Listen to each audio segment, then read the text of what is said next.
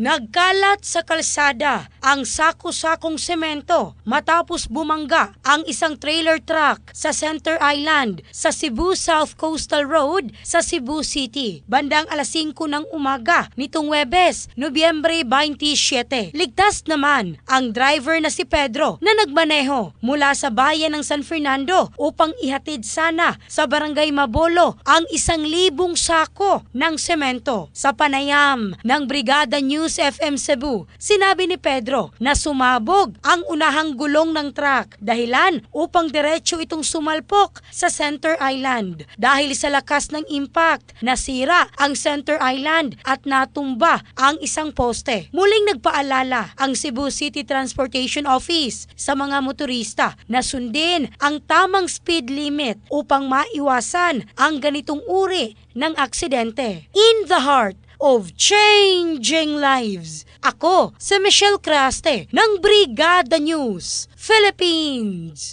the Music and News Authority.